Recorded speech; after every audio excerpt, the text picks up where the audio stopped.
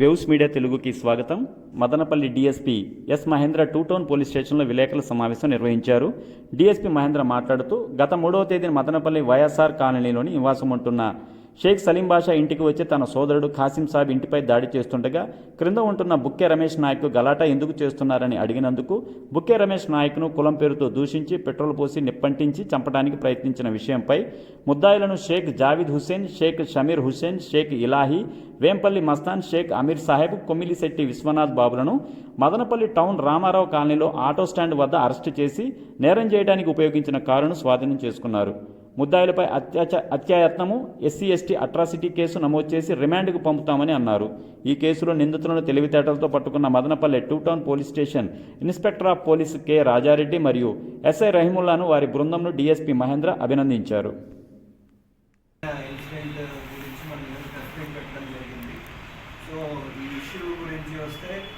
First దీంట్లో accused ఎంతమంది ఉన్నారు, వాళ్ళు ఎవరు అనేది చెప్తాను.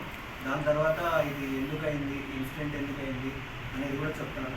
సో ఇందులో ముద్దాయిలు వచ్చేసి జావేద్ హుస్సేన్, షామీర్ హుస్సేన్, షేక్ ఇలాహీ, వేంపల్లి మస్తాన్, అమీర్ సాహెబ్, విశ్వనాథ్ బాబు. విశ్వనాథ్ బాబు ఎవరైతే ఉన్నారో తన కార్ డ్రైవర్, తన కార్ తీసుకొనేసి వీళ్ళందరూ మార్నింగ్ వస్తారు. సో ఈ ఇన్సిడెంట్లోకి వెళ్తే ఎందుకు ఏంటని చూసినట్టయితే వీళ్ళకి ఎప్పుడు షేక్ సలీం బాషా అని చెప్పేసి తను ఉన్నాడు. తను వైఎస్ఆర్ కాలనీలో ఉంటాడు. వాళ్ళ ఫాదర్ వచ్చేసి మహబూబ్ బాషా. ఒక 1 year బ్యాక్ తను రాయచోటికి వెళ్తాడు. రాయచోటిలో ఇప్పుడు ఎవరైతే ఈ అక్యూజ్ ఉన్నారో వీళ్ళందరూ కూడా రాయచోటికి చెందిన వాళ్ళు అన్నమాట. రాయచోటిలో ఖాసిం సాబ్ అని చెప్పేసి వాళ్ళందరూ ఉంటారు. అక్కడ 1 year బ్యాక్ వెళ్ళినప్పుడు అక్కడ హార్ట్ అటాక్తో చనిపోతాడు అనమాట. చనిపోయినప్పుడు అది వీళ్ళే ఏదో చేశారు అనే అనుమానంతో కంటిన్యూగా ఉండింటారు. దాని నుంచి మనస్పర్ధలు అనేవి కంటిన్యూగా స్టార్ట్ అయినాయి.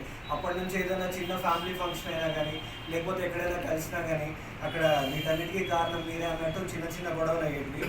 ఇదే విధంగా ఆగస్టు 15 రోజు కూడా మన మదనపల్లిలో వాళ్ళు వచ్చినప్పుడు కూడా చిన్న ఇష్యూ అయినప్పుడు వాళ్ళకి చిన్న గొడవలు అయినాయి అనమాట. అయినప్పుడు కూడా అప్పుడు కూడా ఇదే దీని టాపిక్ గురించి వచ్చింది. సో దీంతో పాటు ఇంకా వీళ్ళకి ఏమేమి మనస్పర్ధలు ఉండేటంటే కొంచెం వీళ్ళ నాన్నగారు ఎప్పుడైతే చనిపోయినప్పుడు ఈ ప్రాపర్టీ ఇష్యూస్ ఏదైతే వీళ్ళకి ల్యాండ్ వచ్చేట్టు ఉన్నాయో దీనిపైన కూడా కంటిన్యూగా గొడవలు జరుగుతూ ఉండేవి. ఇట్లా ఈ విషయం గురించి వీళ్ళ నాన్న చనిపోయిన విషయం కావచ్చు, లేకపోతే ఈ ఆస్తుల గురించి వీళ్ళకి ఏవైతే ఉన్నాయో వీళ్ళ యాన్సిస్ట్రల్ ప్రాపర్టీ దానిపైన కూడా కంటిన్యూగా గొడవలు జరుగుతూ ఉండేవి. ఇదే విధంగా వీళ్ళు ఏం చేశారంటే 3వ తారీఖు midnight 12 గంటలకు ఫోన్ చేస్తారు. ఫోన్ చేసినప్పుడు కూడా మళ్ళీ ఏదో గొడవ పడతారు.